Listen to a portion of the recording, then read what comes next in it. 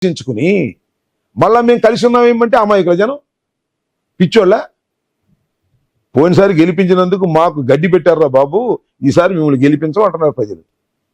5 సంవత్సరాలు మీ పరిపాలన చూసిన తర్వాత, మీరు కొట్టుకున్నటువంటి కొట్లాటలు చూసిన తర్వాత మళ్ళీ ఎందుకు వేస్తారు అంటే అవసరం కోసం గెలుస్తున్నారు వీళ్ళు. జగన్మోహన్ రెడ్డి గారిని ఓడించడం కోసం గెలుస్తున్నారు.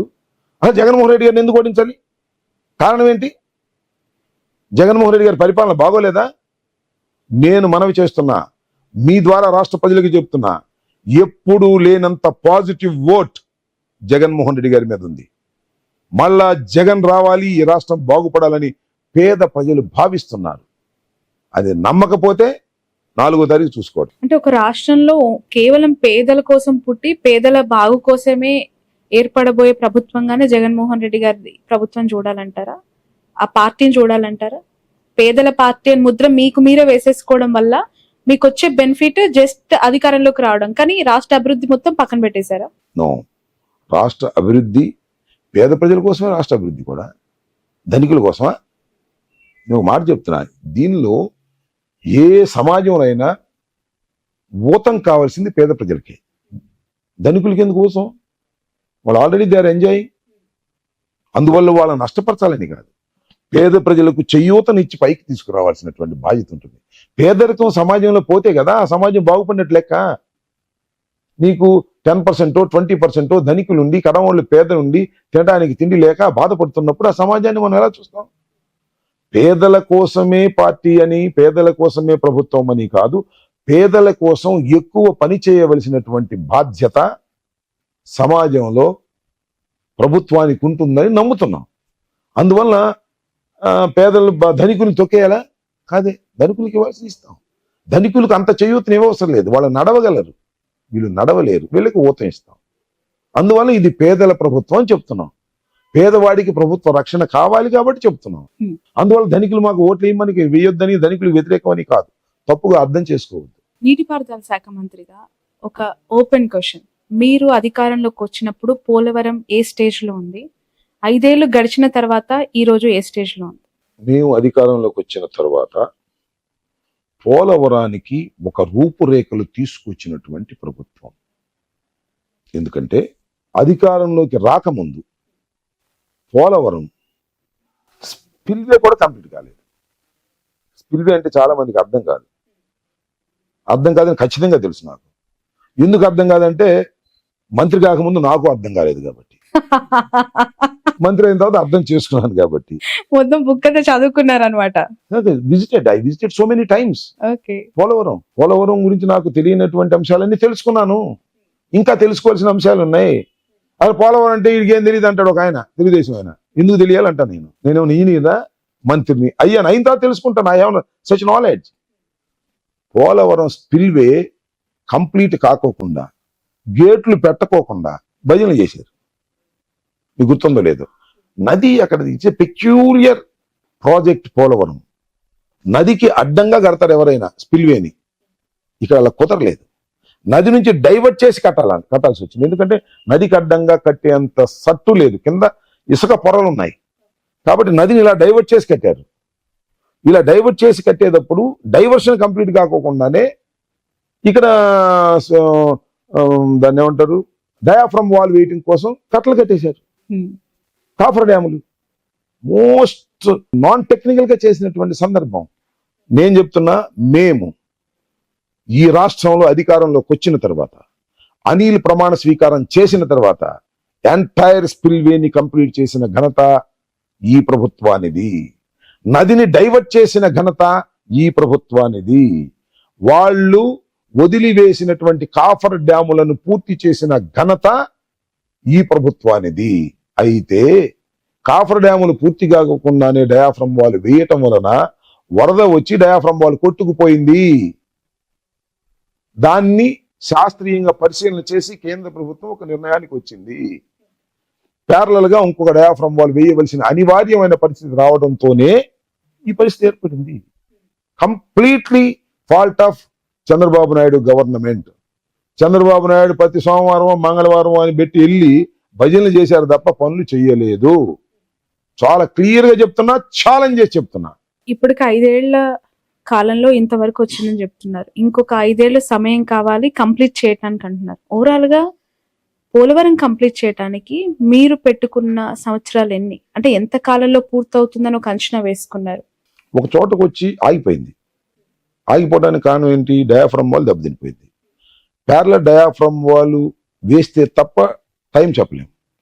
ఇప్పుడు ఒక ప్యారలల్ డయాఫ్రమ్ వాల్ వేయాలని రీసెంట్ గానే this is the central government project Shravani గారు, not state government project. Of course మీరు ఆ స్థాయిలో వాళ్ళ మీద ప్రెషర్ తేవట్లేదని, మీ గవర్నమెంట్ దాన్ని చిన్న చూపు చూస్తోంది, రకరకాల ఆరోపణలు.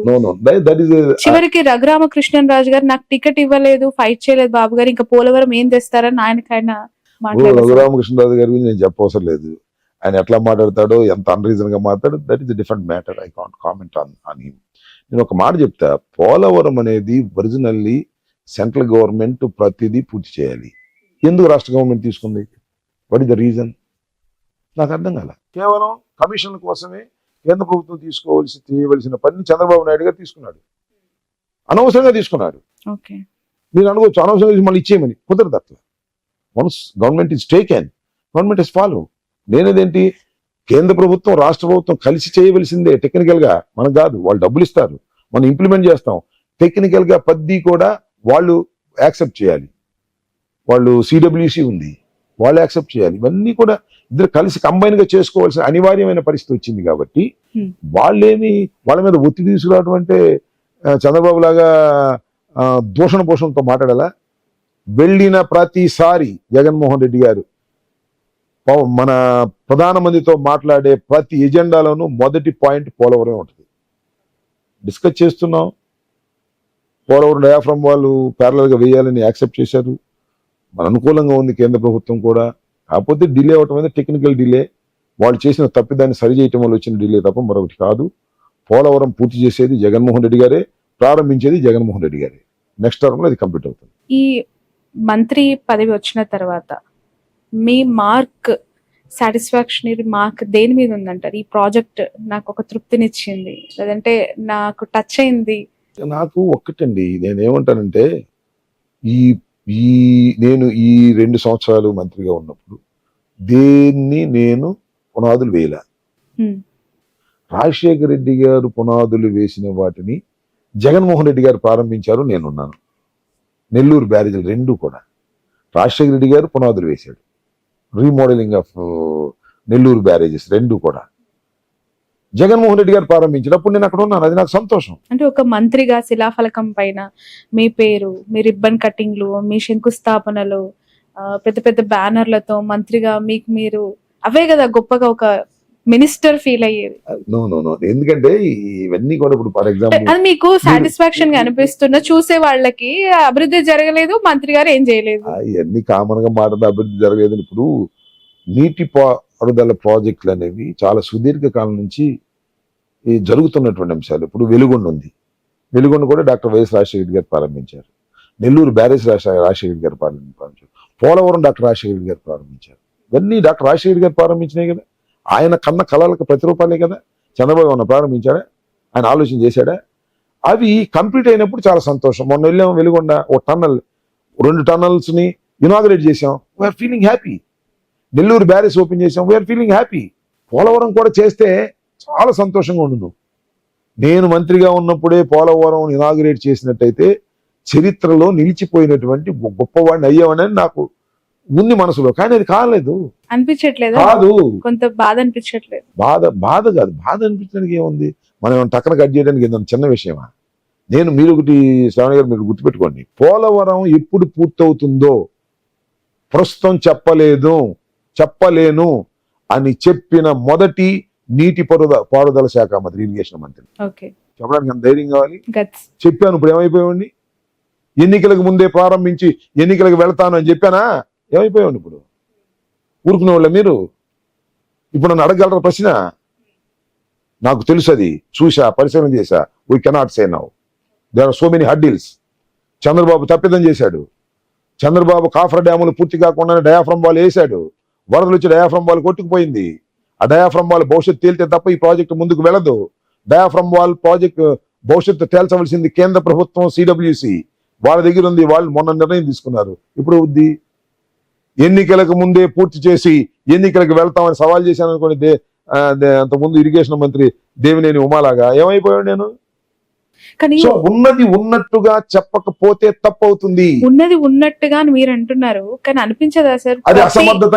ప్రతి సందర్భంలో, ప్రతి మాటకి, ప్రతి విమర్శకి ప్రతిపక్షం ఉంది. చంద్రబాబు ఉన్నారు, లోకేష్ ఉన్నారు, పవన్ కళ్యాణ్ అడ్డుకున్నాడు, కేంద్రం సహాయం చేయట్లేదు, చిన్న చూపు, పదే పదే రాజధానుల అంశం, భూముల అంశం, ప్రాజెక్టుల అంశం, అభివృద్ధి అంశం. Like that. నేను ఒక మాట చెబుతా, అది చంద్రబాబుకి మమ్మల్ని అనే హక్కు ఎక్కడుంది? చంద్రబాబు ఏం చెప్పాడు?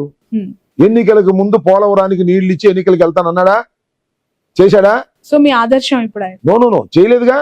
అబద్ధం ఎందుకు చెప్పాలి? నేనేమన్నాను? ఎన్నికలకు ముందు పోలవరం పూర్తి కాదని చెప్పాను. నాది కరెక్టా? ఎందుకు కరెక్టా? ఉన్నట్టు చెప్పానా లేదా? అంతే తప్ప ఎన్నికల ముందు ఓపెన్ చేయడానికి ఇదేమన్నా చిన్న బిల్డింగా టగటగా స్లాబ్ వేసి చేయడానికి? ఇది గ్రేట్ ప్రాజెక్ట్, వరల్డ్ లోని great project. Not in Andhra Pradesh, not in India, world లోని గ్రేట్ ప్రాజెక్ట్ ఇది. అది ఎన్ని సంవత్సరాలైనా జరిగినా క్వాలిటీగా చేయాల్సిన బాధ్యత ఏ ప్రభుత్వానికైనా ఉంటుంది. నేను మరొకసారి చెప్తున్నా, పోలవరం డిలే కావడానికి కారణం చంద్రబాబు నాయుడు గారి అవివేకం, చంద్రబాబు నాయుడు గారి తొందరపాటు చర్య. కాఫర్ డ్యాములు పూర్తి కాకుండా డయాఫ్రమ్ వాల్ వేయటం, నది డైవర్ట్ చేయలేదు, స్పిల్వే పూర్తి చేయలేదు. ఛాలెంజ్ చేసి చెప్తున్నా, ఇది వాస్తవాలు. పరిశీలించిన వాళ్ళకి అర్థమవుతుంది. ఎవరు పరిశీలించరు. కావాల్సింది ఏంటి? పోలవరం ఇప్పుడు పూర్తి చేస్తారు అంతే. నిజంగా కూడా అదే కావాలి ప్రజలకి. పోలవరం రాంబాబు గారు మంత్రిగా ఉన్నప్పుడు పూర్తి చేశారా? జగన్మోహన్ రెడ్డి గారు పూర్తి చేశారా? లేదా చంద్రబాబు గారు పూర్తి చేశారా అనేది కావాలి. కానీ మీలాంటి వాళ్ళకి వాస్తవాలు తెలియాలి, ప్రజలు అర్థం చేసుకోవాలి. That is my point. ప్రతి సందర్భాన్ని ఎక్స్ప్లెయిన్ చేయగల సామర్థ్యం, ప్రతి విషయం పైన ఒక స్పష్టత మీ సొంతం. రాంబాబు గారు అంటే ప్రతి అంటే ఐ మీన్ ఏ ఇష్యూ వచ్చినా దాన్ని చాలా మంచిగా ట్యాకిల్ చేస్తారు అనేది మీపై మీడియాకి, లేదంటే కొంతమంది ఎడ్యుకేషన్ బ్యాక్గ్రౌండ్ ఉన్న వాళ్ళకి అర్థమవుతూ ఉంటది. మిమ్మల్ని అదే కోణంలో చూస్తూ ఉంటారు. బట్ మీకెందుకు ఇలాంటి బిరుదులు? సంబరాల రాంబాబు గారు. ఇప్పుడు ఆపరేషన్ లేకుండానే మోకాళ్లకు ప్లాస్మా ట్రీట్మెంట్, మీ ఆర్థోపెడిక్ సమస్యలన్నిటికీ రోబోటిక్ టెక్నాలజీ ద్వారా తక్కువ ఖర్చుతో శాశ్వత పరిష్కారం, ఫ్రీ కన్సల్టేషన్, ప్రతి ట్రీట్మెంట్ పై 20% డిస్కౌంట్. ఈ ఆఫర్ కొద్ది రోజులు మాత్రమే. త్వరపడండి. V9 hospitals 9281465842.